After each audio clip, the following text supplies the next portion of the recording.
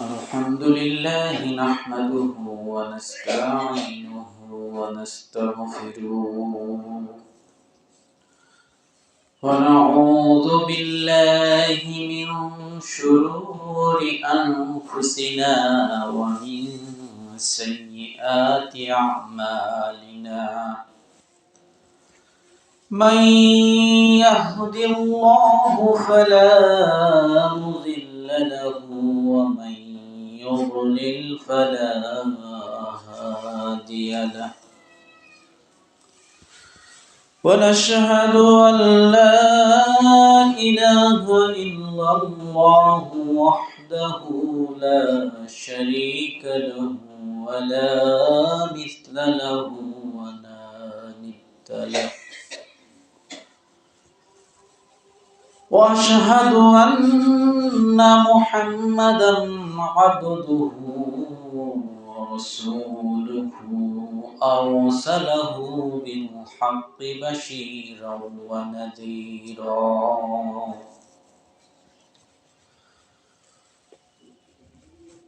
قال الله تعالى بشانه إن الله وملائكته يصلون على النبي يا أيها الذين آمنوا صلوا عليه وسلموا تسليما اللهم صل على محمد وعلى آل محمد كما صليت على إبراهيم وعلى آل إبراهيم إنك حميد مجيد اللهم بارك على محمد وعلى آل محمد كما باركت على إبراهيم وعلى آل إبراهيم إنك حميد مجيد فقد قال الله تعالى في كلامه المجيد والفرقانه الحميد أعوذ بالله من الشيطان الرجيم بسم الله الرحمن الرحيم إن عدة الشهور عند الله 12 شهرا في كتاب الله يوم خلق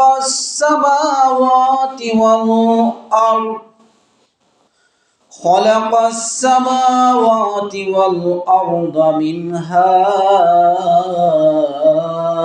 4 حرم ذلك الدين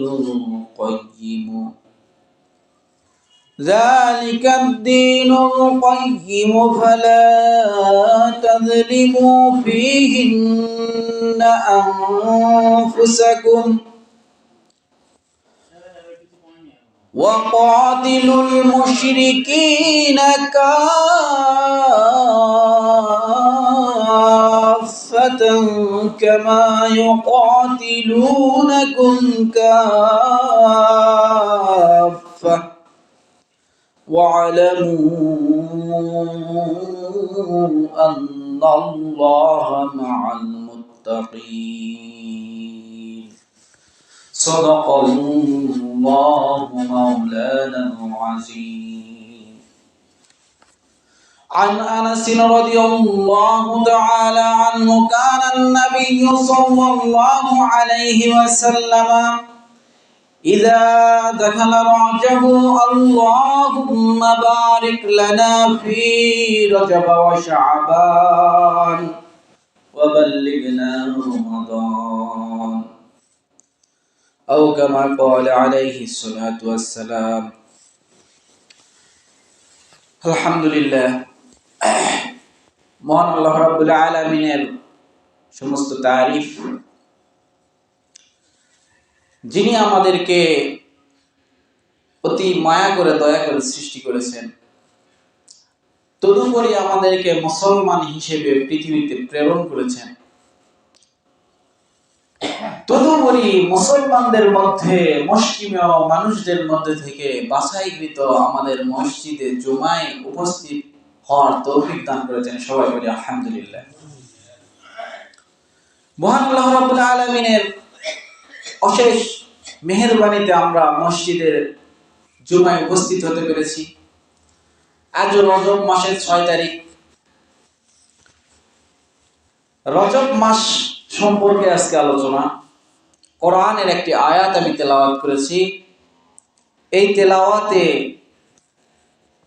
সম্মানিত মাসের কথা উল্লেখ করা হয়েছে এবং মহান আল্লাহ তাআলার যে মাসগুলো সৃষ্টি, মহান আল্লাহ তাআলার দেওয়া যে মাস, এই সম্পর্কে বলেছে। আমি এই কোরআনে তেলাওয়াতের এই আয়াত থেকে ইনশাআল্লাহ আলোচনা করার চেষ্টা করব।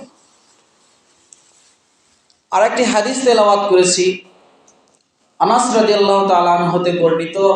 তিনি বলেন, রাসূল সাল্লাল্লাহু আলাইহি ওয়াসাল্লাম বলেছেন, যখন তোমাদের মধ্যে রজব আসবে তখন তোমরা বলো, আল্লাহুম্মা বারিক লানা ফি রজব ওয়া শাবান ওয়া বাল্লিগনা রমাদান।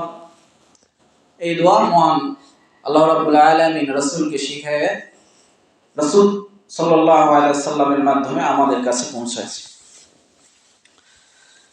মহান আল্লাহ রাব্বুল আলামিন কোরআনের সূরাতুত তাওবার 36 নম্বর আয়াত 10 নম্বর পারার 11 নম্বর পৃষ্ঠায় বলতেছেন, ইন্না ইদ্দাতাশ শুহুরি ইনদাল্লাহি 12 শাহরান ফি কিতাবিল্লাহি ইয়াওমা খালাকাস সামাওয়াতি ওয়াল আরদ।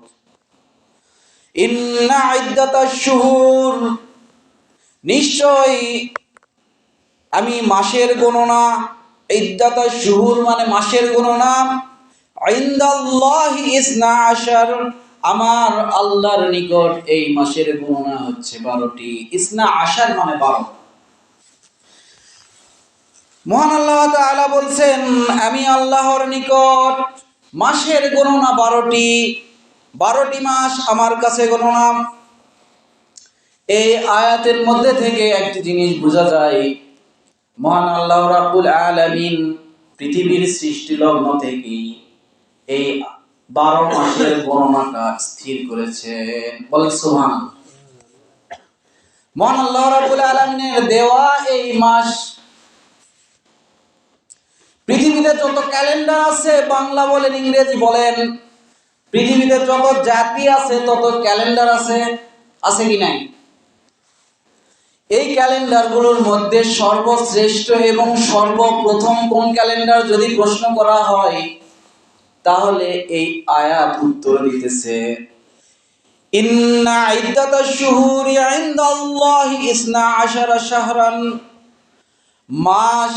মাসের গণনা 12টি, ফি কিতাবিল্লাহ, এটা কোথায় ছিল? লৌহ মাহফুজে সংরক্ষিত ছিল। মহান আল্লাহ রাব্বুল আলামিন যখন মানব জাতিকে পৃথিবীতে সৃষ্টি করেছেন, তার পূর্বে এই 12 মাসের গণনা করে রেখেছেন।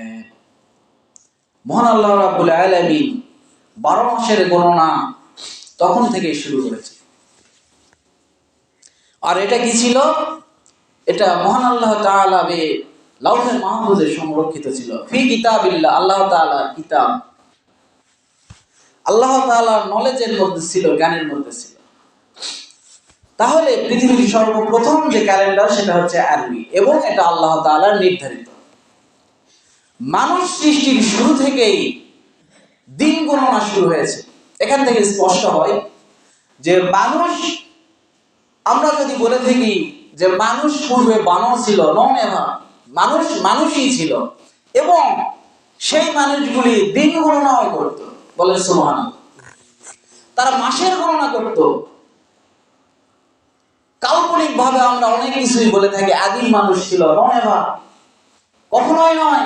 মানুষ শুরু থেকেই সাল গণনা করে এসেছে, দিন গণনা করে এসেছে, মাস গণনা করে এসেছে, সৃষ্টি লগ্ন থেকে।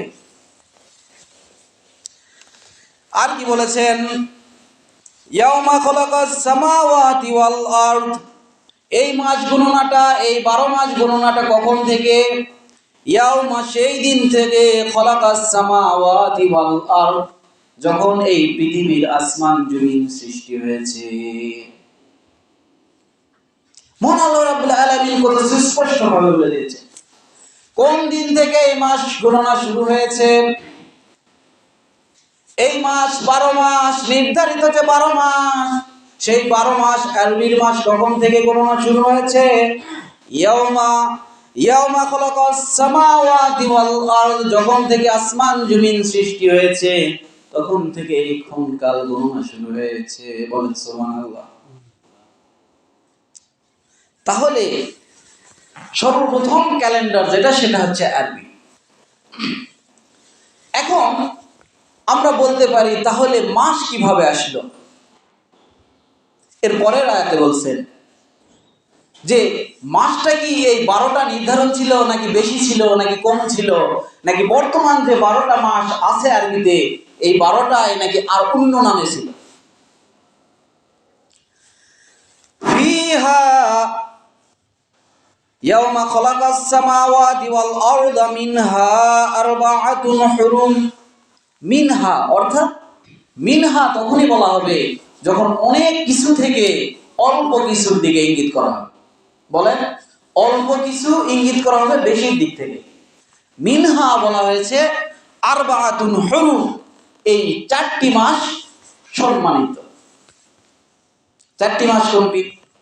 তাফসীরের কিতাবের মধ্যে লিখেছেন, তাফসীরে মাআরিফুল কুরআন, তাফসীরে ইবনে কাসির সহ অসংখ্য তাফসীর কারকরা এটাই মত দিয়েছেন। এই 3টা মাস হচ্ছে লাগাতার জিলকাদা, জিলহজ্জা, মুহররম, এই 3টা, আর রজব। আমরা যে রজব মাসে বর্তমান আজ 6 তারিখ, আজ প্রথম জুমা, এই রজব মাসে সম্মানিত হিসেবে মহান আল্লাহ তাআলা কোরআনের মধ্যে ঘোষণা করেছেন। বলেন সুবহানাল্লাহ। তাহলে আমরা পেলাম যে 12টা মাস নির্ধারিত মহান আল্লাহ পাকের পক্ষ থেকে, এবং এটা সৃষ্টি লগ্ন থেকে ছিল। তদুপরি 4টি মাস অতি সম্মানিত, আশহারে হুরুম বলা হয়, সম্মানিত মাস। এটাকে আশহারে হুরুম বা আরবাআতু হুরুমুন বলে কেন মহান আল্লাহ তাআলা বললেন? যখন থেকে এই আয়াতটা নাজিল হয়েছে তার পূর্ববর্তী থেকেই মক্কাবাসীরা মানত যে 4টি মাস সম্মানিত। তারা এই 4 মাসে যুদ্ধ বিগ্রহ করত না, তারা এই 4 মাসে যুদ্ধ থেকে লিপ্ত থাকতো না, যুদ্ধে থেকে বিরত থাকত। রাসূল সাল্লাল্লাহু আলাইহি ওয়াসাল্লাম আসার পরেও এই 4টি মাস মহান আল্লাহ তাআলা সম্মানিত করেছে। এই 4টি মাসের মধ্যে কেন সম্মান, এটা প্রশ্ন হতে পারে। এবং এটি কি? এই 4টি মাস সম্মানিত হওয়ার মূল কারণ হচ্ছে জিলহজ মাস হচ্ছে হজের মাস। কি বলেন? হজের মাস। জিলহজ মাস হজের মাস। এই জিলহজ মাসের পূর্বের মাস জিলকাদা মাস, আর পরের মাস মুহররম মাস। তাহলে জিলহজ মাসের 9 তারিখ হাদিসের মধ্যে আসছে আল হজ্জু ইয়াউমুল আরাফা, অর্থাৎ ইয়াউমে আরাফার দিন হচ্ছে হজ। জিলহজ মাসে হজ, হজের পূর্ববর্তী মাস এবং পরবর্তী মাসকে সম্মানিত করা হয়েছে এই জন্য যে হজের মাসের পূর্বের মাস থেকেই প্রিপারেশন নেই হাজিরা যে তারা হজে গমন করবে। বলেন সুবহানাল্লাহ। তদুপরি আবার যাওয়ার পথেও হয়তোবা মুহররম করে যাইতে ফিরতে ফিরতে, এই জন্য মুহররমকেও মহান আল্লাহ তাআলা সম্মানিত করেছেন। দেখেন, আমরা পৃথিবীতে দেখি কোনো ভালো মানুষ যদি থাকে, কোনো ভালো মানুষের সংস্পর্শে যদি কোনো মানুষ আসে, তাহলে সে কি হয়? সেও ভালো মানুষে বনে যায়। আমরা জানি কোরআনের মধ্যে আসছে কুনু মা'আস সাদিকিন, তোমরা সত্যবাদীদের সঙ্গী হয়ে যাও। বলে সুবহানাল্লাহ। সত্যবাদীদের সঙ্গী হওয়ার মধ্য দিয়েই আমি সত্যবাদিতা অর্জন করতে পারব। সত্যবাদিতা অর্জন করার জন্য যেমন সত্য পথের পথিকদের সঙ্গী হওয়া জরুরি, তেমন এই জিলকাদার মহরম মাসটাও জিলহজের সঙ্গে থাকার কারণে এই দুইটা মাসও সম্মানিত হয়ে গেছেন। বলে সুবহানাল্লাহ। তারপরে আসলো রজব। রজব মাস কেন সম্মানিত? দেখেন, প্রত্যেকটা মাসের একটা করে গুরুত্ব আছে। রজবকে বলা হয় রজবুল মুরাজ্জাব, সম্মানিত রজব। রমজানকে কি বলা হয়? রমজানুল মুবারক, তাই না? রমজানুল মুবারক, মুবারকময়, বরকতময় মাস রমজান মাস। মহান আল্লাহ তাআলা এই 4 মাসকে সম্মানিত করেছে। এই 4 মাসে যুদ্ধ বিগ্রহ সম্পূর্ণভাবে নিষেধ। আবার এটা কি যালিকাদ দীনুল কাইয়্যিম, এটা কি? এটা হচ্ছে একটা সুপ্রতিষ্ঠিত দিন, সুপ্রতিষ্ঠিত একটা ধর্ম হচ্ছে ইসলাম। এটা মহান আল্লাহ তাআলা বলে দিয়েছেন যে পৃথিবীর সৃষ্টি লগ্ন থেকেই মানুষ এই পৃথিবীতে এসেছেন এবং এই পৃথিবীর সাথে সম্পৃক্ততা থেকেছে এবং তারা মাস গণনা করেছে এবং কোন অপূর্ণতা নেই ইসলামের মধ্যে। এটা হচ্ছে যালিকা দীনুল কাইয়্যিম, একটা সুপ্রতিষ্ঠিত দিন যেখানে শুরু থেকেই একটা পূর্ণতার ভাব এই ধর্মের মধ্যে এসেছে। বলেন, পৃথিবীতে এখন যারা ধর্মাবলম্বী, হিন্দু ধর্মাবলম্বী, তারা বলতে পারবে না যে আমাদের সৃষ্টি লগ্ন থেকে আমাদের ধর্ম এই হিন্দু ছিল, অস্তিত্ব ছিল। তারা বলে কি এটা সনাতন ধর্ম, পুরাতন ধর্ম। তারা অল্প করে বলবে যে হয়তো 5000 বছর আগে এটার তৈরি। আবার যারা খ্রিস্টান, তারা বলবে আমাদের এখানেই শেষ, আমাদের এরপরে আর কখনো ধর্ম আসেনি। আর আমরা কি বলি? মুহাম্মদ সাল্লাল্লাহু আলাইহি ওয়াসাল্লাম খাতমে নবুয়ত, এনার মাধ্যমে নবুয়তের শেষ হয়েছে। তারা আল্লাহর সাথে শরীক সাব্যস্ত করে খ্রিস্টানরা, ইহুদিরাও তাই। তো যাই হোক, সেটা অন্য প্রসঙ্গ। তাহলে আমাদের এখন এই রজব মাস সম্পর্কে মোটামুটি একটা ধারণা পাওয়া গেল যে রজব মাস কেন সম্মানিত। এখন রাসূল সাল্লাল্লাহু আলাইহি ওয়াসাল্লাম যে হাদিসের মধ্যে বলেছেন আল্লাহুম্মা বারিক লানা ফি রজব ওয়া শাবান ওয়া বাল্লিগনা রমাদান, এই দোয়াটা শিখাইছেন। তাহলে আমাদের এখন আসতে হবে করণীয় এবং বর্জনীয়র ব্যাপারে। আমাদের কোরআন কি বলছে? রজব মাসে আমাদেরকে কি করতে হবে, এই 4 মাসে আমাদেরকে কি করতে হবে, কোরআন কি বলছে সেটা সর্বপ্রথম আমরা দেখব। তারপর দেখব হাদিস, হাদিস কি বলছে সেটা আমরা দেখব। এরপরে যা থাকবে সবই বাদ। কি বলেন? এরপরে যেটা থাকবে সেটা মানবেন কি না? মানা যাবে না। কোরআন হাদিসের বাইরে থেকে কোনো কিছুই মানা কাম্য নয় একজন মুসলমানের জন্য। সেটা হোক বাপদাদা থেকে আসা অথবা আরো 100 বছর 1000 বছর আগে থেকে আসা, নন এভার। এটা কোনো মানদণ্ড হতে পারে না। আজ থেকে কথার কথা যদি 20,000 বছর পরে পৃথিবীতে টিকে থাকে, তাহলে বলেন তো কত ধরনের নতুন নতুন পদ্ধতির সৃষ্টি হবে, হবে কিনা? নতুন নতুন সিস্টেম চালু হবে। সেই সিস্টেমগুলো যদি মুসলমানরা আঁকড়ে ধরে, তাহলে কোরআন হাদিস থেকে তারা মাহরুম হয়ে যাবে কিনা, এটা আপনার কি জ্ঞান বলে? যাবে? তাহলে 1400 বছর পরে অল্প কিছু এই সম্পর্কে ভ্রান্তি ঢুকতেই পারে উম্মতের মধ্যে। তো আমরা যেটা দেখব সেটা হচ্ছে কোরআন এবং হাদিসের মানদণ্ডটা কি। সর্বপ্রথম মহান আল্লাহ তাআলা বলেছেন এই রজব মাসে সহ আশুরে হুরুম 4 মাস কি বর্জনীয়, সেই সম্পর্কে মহান আল্লাহ তাআলা বলছেন। দেখেন, ফালা তাযলিমু ফীহিন্না আনফুসাকুম, মহান আল্লাহ তাআলা বলছেন ফালা তাযলিমু ফীহিন্না আনফুসাকুম, এই যে 4 মাস তোমাদেরকে বলা হলো, এই 4 মাস আরবাআতুন হুরুম, এই 4 মাসে তোমরা কি করবে না সেটা বলে দেওয়া হলো। ফালা তাজলিমু ফীহিন্না আনফুসাকুম, তোমরা জুলুম করবে না, এই মাসে তোমাদের নিজেদের উপর জুলুম করবে না। বলেন সুবহানাল্লাহ। কি করতে হবে কি করতে হবে না সেটাও মহান আল্লাহ তাআলা বলে দিচ্ছেন।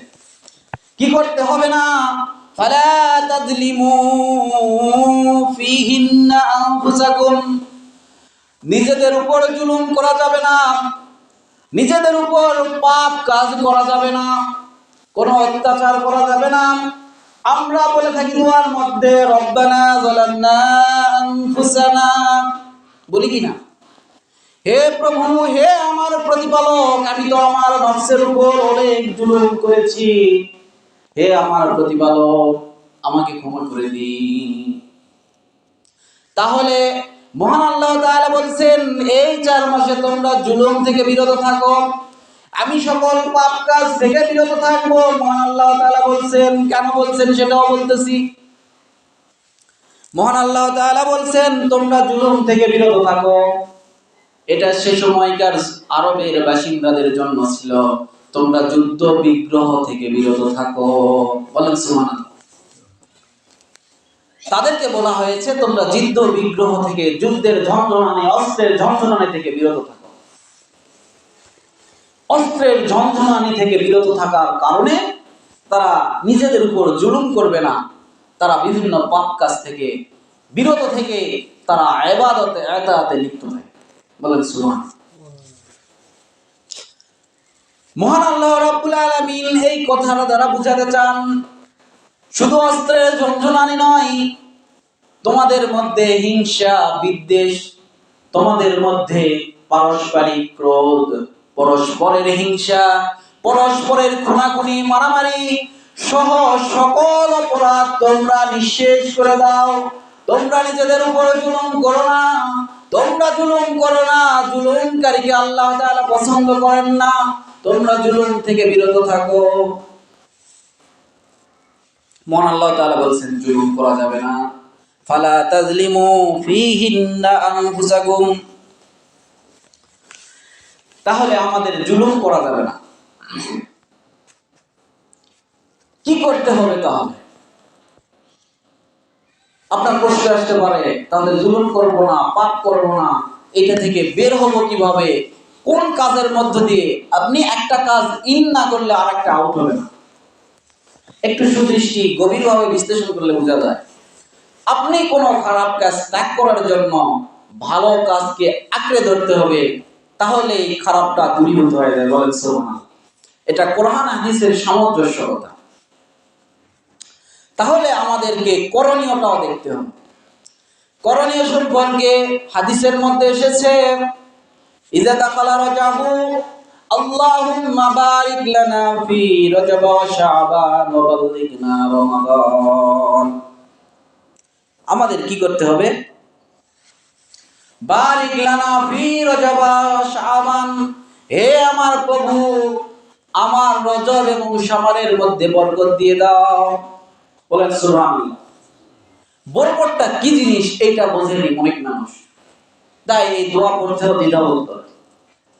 বরকতটা এমন জিনিস কলিলকে কসির বানায় দেয়। কি বলেন? কলিলকে কসির বানায় দেয়, অর্থাৎ কলিল একটা জিনিস সেটাকে কাসির বানাবে, অল্প জিনিসকে বেশি বানাবে, এটাই হচ্ছে বরকত। দেখেন আমাদের সমাজে আমরা অত্যন্ত নিজেকে অভাবী মনে করি। কিসের অভাব? আমার একটা বাড়ির অভাব, বাড়ি থাকলে গাড়ির অভাব, গাড়ি থাকলে শহরে একটা বাড়ির অভাব, অভাবের কোনো শেষ নাই।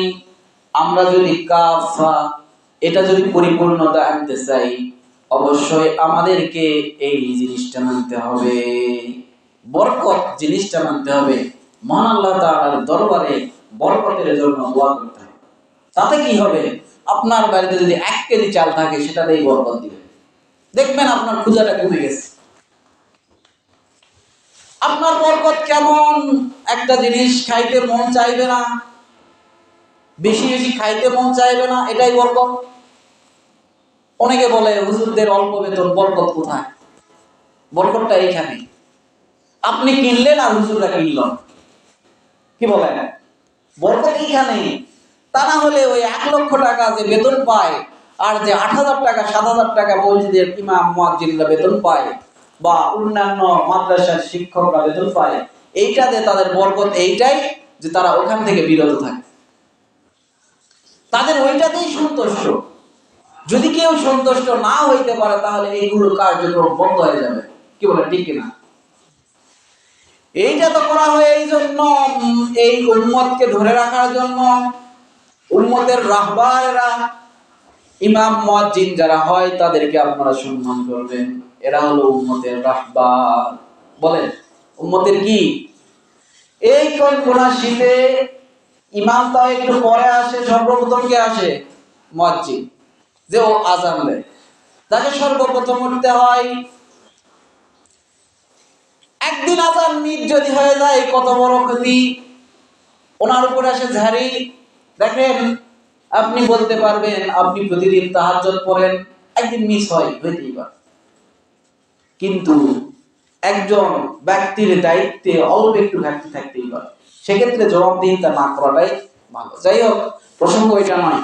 প্রসঙ্গ হচ্ছে যে ফালা তাজলিমু ফিহিন্না আনফুসাকুম, এই আশুরে হুরুম 4 মাসে আমরা জুলুম করব না, সমস্ত পাপ কাজ থেকে বিরত থাকব। এই দোয়াটা প্রতিদিন অন্ততপক্ষে বেশি বেশি 2-3 বার পড়ার চেষ্টা করব কমপক্ষে। আর কি করতে হবে?